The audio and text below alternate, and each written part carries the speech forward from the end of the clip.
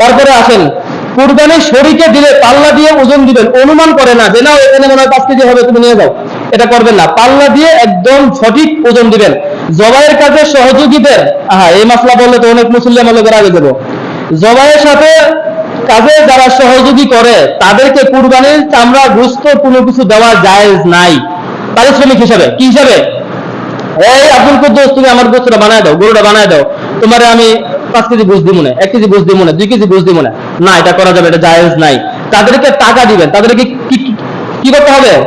তাদেরকে পারিশ্রমিক হিসাবে, একজন লোক যে আপনার বাইরে সারাদিন কাজ করতেছে ওই পারিশ্রমিক হিসাবে তাদেরকে টাকা দিয়ে দিবেন, কিন্তু গোশত দেওয়া কিনা জায়েজ না।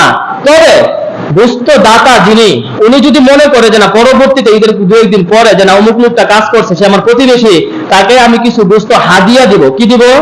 এই বুঝেন, পারিশ্রমিক এক জিনিস, হাদিয়া আরেক জিনিস। পারিশ্রমিক এক জিনিস, হাদিয়া আরেক জিনিস। আপনি যদি কাউকে হাদিয়া দিতে চান সেক্ষেত্রে আপনি হাদিয়া দিতে পারেন, কিন্তু ওই কুরবানির উল্লেখ করে না যে ভাই না তুমি আমার কুরবানি গরুতে কাজ করছো এই জন্য তোমাকে আমি দিলাম। শেষ, সর্বশেষ যে মাসলা বলে শেষ হয়ে যাবে ইনশাআল্লাহ। দেখেন, কুরবানির গরু দম যাওয়ার আগ পর্যন্ত চামড়া ছাড়ানো মাকরুহ। আগে নিশ্চিত হবেন যে গরুর দম পুরাপুরি ভাবে গেছে কিনা। অনেক কসাই বাইরে এই চেষ্টা করেন, কসাই যে কসাই আসলেই কসাই, কথা বুঝলেন? কসাই বাইরে কষ্ট পারেন না। এই ডাক্তাররা আমরা কসাই বই না মাঝে মাঝে, হ্যাঁ ডাক্তার না এটা কসাই। এখন দেখেন দুইজনের কাছে খুঁচাখুচি। এখন এটা কেন বললাম, আপনি আচ্ছা একটা গরু যখন জবাইয়ের পরে কয় ঘন্টা লাগে দম চাইতে? এই কয় ঘন্টা লাগে মুসলিমেরা? গুরুত্বপূর্ণ মাসলা শুনেন। হ্যাঁ, এই 10-15 মিনিট আমাদের অনেক, এত তো লাগে না, এত লাগার কথা না, 10-15 মিনিট লাগে না, সর্বোচ্চ 2-5 মিনিট লাগবে। সর্বোচ্চ ভালো করে রগগুলো কাটতে পারলে সর্বোচ্চ 2-5 মিনিট, সর্বোচ্চ 7 মিনিট হাইস্ট। এই 7 মিনিট আমি কষায় ধৈর্য হয় না, আমরা এখানে গিয়ে কুরবান লাগবো, এটা আমি কষ্ট পাই না কষাই ভাইয়েরা। আপনি যে আপনার সময় লাগে আরেকবারের কুরবানি পুরা মাছ লুকিয়ে নিয়েছেন, আপনি কিন্তু এই খবর নাই। এজন্য সাবধান আমার কুরবানি দাতারা, আমি আপনাদের আকুল আবেদন জানাচ্ছি, কালকে যেহেতু কুরবানি হবে কেউ তাড়াহুড়া করবেন না। 3 দিন কুরবানি করতে পারবেন, 3 দিন, কোনো তাড়াহুড়া নাই।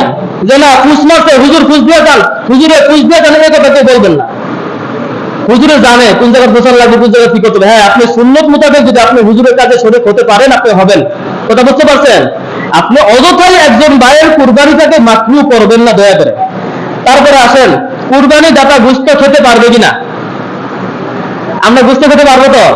পারবো, গোশত খাওয়া যাবে। অনেকের মনে আকিকা নিয়ে একটা ধারণা আছে যে যে আকিকা দিবে, আকিকা কি তো গোশত তার পিতামাতা খেতে পারবে না, যে বাচ্চার জন্য আকিকা দিবে তারা নাকি খেতে পারবে না। গোশত তারা খেতে পারবে, অবশ্যই খেতে পারবে।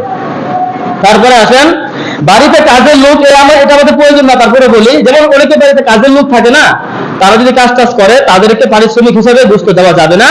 আপনারা যে নিয়মে গোশত খান প্রতিনিয়ত, তারাও কি ওই নিয়মেই খাবে। কাজের লোককে গোশতের ব্যাপারে অন্য চোখে দেখবেন না।